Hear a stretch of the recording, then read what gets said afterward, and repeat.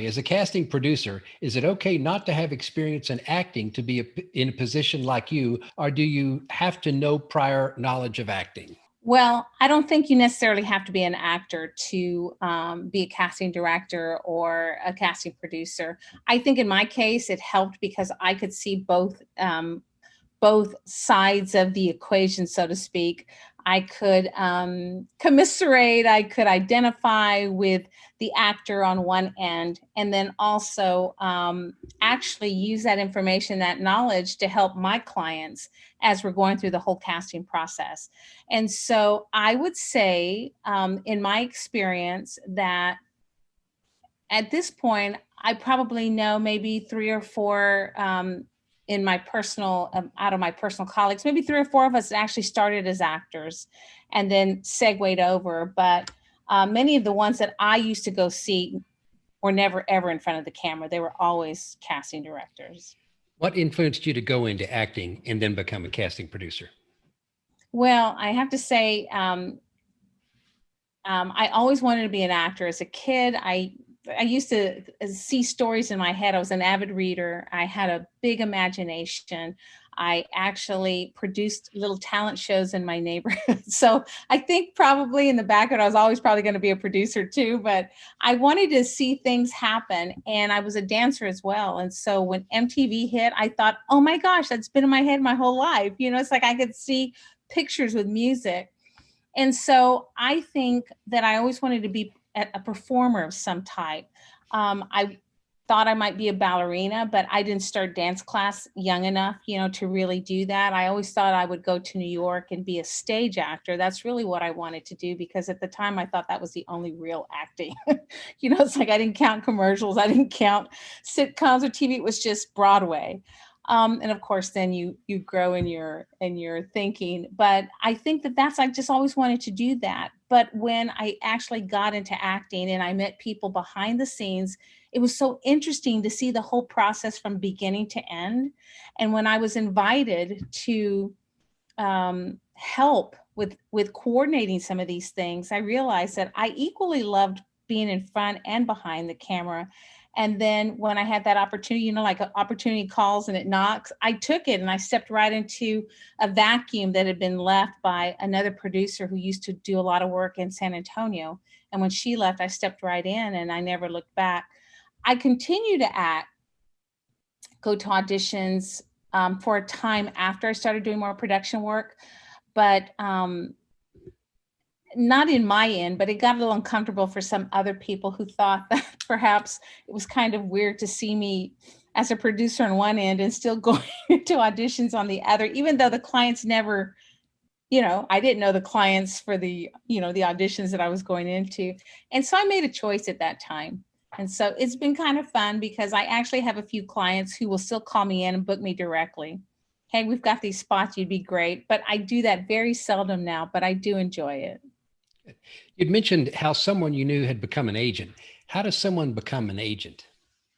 Well, actually, in Texas, it's not as hard as you think. In bigger markets, you really do go up the hierarchical chain. You start as someone's assistant or intern, and you're working your way. You're in the office. You're working under other people, and you might finally become an associate. Then you become what they call like a booking agent, and then you're actually moving up the chain. In Texas, you just have to have a desire to want to become an agent. You want to open an agency. You feel like you have enough resources and contacts in the business. And they used to require you to be licensed and bonded, but no longer here in Texas. You can just put your shingle up and you can be an agent. Now, yes, so you still, I believe, and again, the young lady that I knew, she had been a working actor in Los Angeles, and she came back. She wanted to be a casting director, but again, she ended up moving to a small market. And when she called and said she tried for a short time, but it was just like there, and that girl hustled and she went after it, and she was at every kind of thing, but the market was so tiny that no one was, her clients weren't big enough to sustain, her casting director career. And so when she called me, I told her, there's no one in your area. You should open an agency. You know acting, you know people, you have resources, you have a good reputation, and you have an eye for talent. Like, you know what people are looking for. So in her case, she had all the credentials and she had all the experience. And so she said, well, I'm going to do both. And I'm like, you really can't, because it's a conflict of interest. You can't be an actor and, and anyway. So she decided, I'm gonna have an agency, and it's thriving, and she's wonderful, and she's in Corpus Christi, but she's got talent all over the state of Texas, and she's got really, really good talent. And so she had the desire and she had the diligence, and she went for it. But it's not too hard to open an agency in Texas. That's impressive. Corpus. Was there ever an instance when an actor auditioned for a role that wasn't right for them and you had them audition for a different role instead? Absolutely. It happens a lot. And especially if perhaps their headshot, if I don't know them and their headshot doesn't necessarily match up with the role that they were selected for, when they come in and I think, okay, you're not that little 20 something ingenue, you can be my, early 30s, mid 30s, I'll switch them. Or if they happen to show me something in an audition that I think that relates more to a different role, I do it all the time. I switch people up. I give them the opportunity. I have them step out. If there's sides, I have them, go out, take a look, come back in. Or if it's just improv, then we're switching, and so let's do this now. So I think I always tell people when I do my, especially when I have roles that they sort of merge age-wise, I always say, don't submit them for every role. I will always look for them, we will always cast them in the role they best fit. So it's very possible for someone to come in for something else, and then you look at them and you think, oh, they would fit so much, they'd be much better in this particular role. So it happens just really organically. Sometimes people will surprise you and you'll think, I did not know they had that in them. I think they can do this. And so you're switching all the time. And so actors have that opportunity. I've had a couple actors that might say, do you mind if I do this role? And I'm always very flexible with it. But, I'm thinking, yeah, go ahead. Let's try it out. So it happens a lot. Okay. Approximately how long do you keep the contact information of actors who did not make the final cut on hand? For example, in case of an emergency opening in a role, or if they really stood out to you? Well, back in the day, I used to have file cabinets full of headshots, and I had all the logs from the actual project. If I didn't mention this last time, usually a client is going to want to have a select, and they want a backup, and sometimes they have two backups. And so in this case, it actually happened in this last job that I just cast last week, where my backups actually became the selects. And so once the clients saw them, they liked the backups better than the talent that had been chosen to be recommended. And so we always have a backup plan. It's the first thing is I get a phone call and I'm like, oh my gosh, things are going south. Like in our case, I was looking for grandmothers and for Hispanic grandmothers. That's a tough demographic. And especially in the days of COVID right now, it's like people, they're higher risk. You not necessarily want to be on a set. And so I'm going through everything that I know, and I'm calling people and I'm checking to see who might match. I'm calling people, say, do you have a grandma that's always wanted to, be in a commercial with you? And so you always have that. But today everything's digital. So I'm thank the Lord, I don't have to have files and files full of pictures. I can look up everything online. And if you have a profile, I can go on, I can look, I can find you. And those that don't, I have a casting page on Facebook. And so many times all I have to do is go back, and all I have to do is look and say, this person auditioned for this. I remember this person. And so I always, the backup is in my head many times, but a lot, I also have, I do keep a few pictures of people that are new. I will maybe have a list, and so they're always there. I never get rid of them because I never know when they might be good for another project. What would you say is the most challenging part of your job? this is and I relate this. The most challenging part of my job, I would say, and I relate this back to when I was an actor.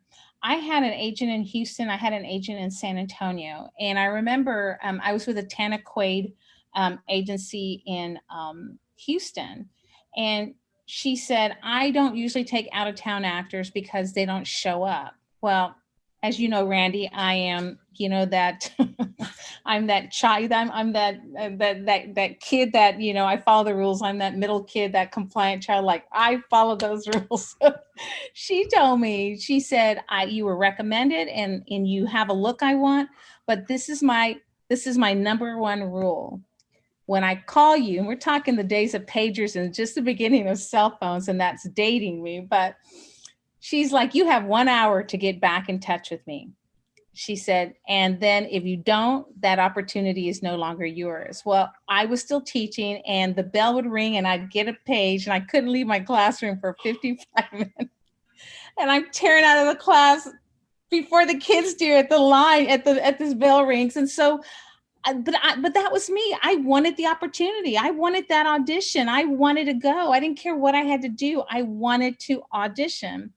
Today, in the days where you have a cell phone and you have information 24/7 at your fingertips, I'm amazed at how often I'm waiting around for talent to confirm their auditions. And so the most challenging part for me is first, finding the talent I want to present to the client. Secondly, it's getting those talent in front of the client.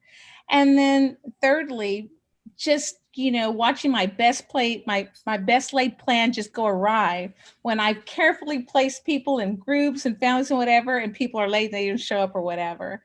And so at the end of the day, it's like matching, it's like doing a puzzle and putting everybody together.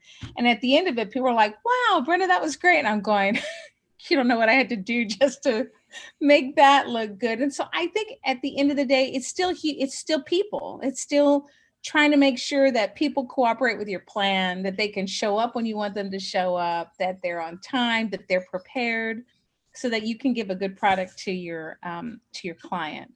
And so that's probably the most challenging thing, is making or wishing that people would probably, and you have some actors that are just like that. They're boom, they're like clockwork. And I guarantee you, I am casting those talent a lot. And they get rewarded for their diligence and their training, just staying on top of the game. And at the end of the day, I always tell talent, unless you have a manager and they're managing you 24/7, you're your own advocate. You have to be proactive about your career, and you have to make things happen, because no one else is, because your agent has 10 more people that look like you. And so that's, again, it all goes back to you. All right. What happens if you or your client change your mind about the actor that you've already hired? That happens very seldom, but it does happen. So you are responsible to pay their session rate. So let's say it's a SAG shoot. You would be responsible for paying the SAG scale, and that's all they'd have to pay you. Even if you are booked on let's say, for instance, a union job, you get your scale session fee. But if they decide you get cut, they don't use you or whatever, you're still getting your session fee. You're just not getting the usage fee. Same thing with non-union jobs. And it just happened to me this weekend. I hired, a little 2-year-old, adorable, but we ended up shooting him just about an hour before his nap, and he just wasn't having too much to do with us. So we got a few takes of him, and then we had to say, okay, this is all he's got in him. Mm-hmm. And so we switched, and his mother was there, and we had used her as a backup in the event that the little boy didn't work. And so then we shot the mom with the little girl.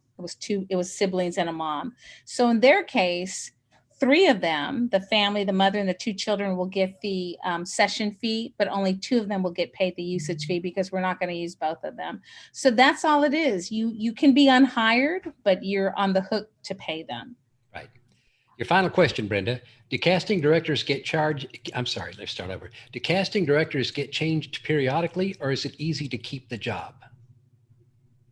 I believe that if you're good at what you do, you will always work, but you do have turnover. You do have new people moving into your area. You know, Austin, and this is not at all like tooting my own horn, but you know, up into probably about 2012, 13, if there was a job come through, I always at least got one of the calls. It was like sometimes I would get called from all three production companies that were bidding it. And so I knew whoever got it, I still had the job. Then we had quite an influx of people from LA start moving into the Austin area. And people are really easily impressed with the 310 and the 323 area code. And oh my gosh, they're from LA, you know, and we're all seeing the same people. But so in cases like that, you know, you may have clients that um, may decide to use a different casting director. They may do this or that. Um, you know, I'm big on loyalty. I've had some clients for 20 years who call me for every single job they do. There'll be some switch around. If you happen not to be available, they may use somebody else and then they'll use them for a time and then they may come back. So I think that if you do your job, if you have a good reputation, if you I think are ethical, that you do your best, I think you'll always have a job. Again, you, like I said, if your market gets very, you know, inundated, or, you know, it gets, you have a lot of people you're competing with, then you may not work as often as you did, but you're still working. I've been in this business 23, April was 23 years that I've been in this business. And, and I'm still making a very good living and I'm still working a lot, you know, and it's changed. You know, it's like one client leaves and then another client moves in, but I have to say that I still have some of the same clients that I've had from the beginning or midway through my career. I'm still, you know, I'm still casting for them and they're still calling me for every job. And I still get those calls, you know, when people come in from LA, they come in from New York, they're coming in from other areas. So you end up having clients all over the country that call you. You know, I have clients out of Florida, I have clients in New York, I have clients in LA, and they call you when they're coming into town. And so for that, I'm grateful. Plus my local ones that, you know, that hire me. So you can keep your job as long as you're willing to do the work and do a good job and produce results, I guess, like any other job you could possibly do in this world. Wow. Okay. Thank you, Brenda, for not just for tonight, but thank you for doing the lecture in the first place. I'm so grateful now they know everything there ever will be to be known about casting. You've told them. Well, thanks. I know you're probably going to get on a jet and go to Las Vegas for a steak dinner. I don't know. You're such a jet setter, but Really? but Brenda, thank you so much. I You're so appreciate welcome. I appreciate All your right. time.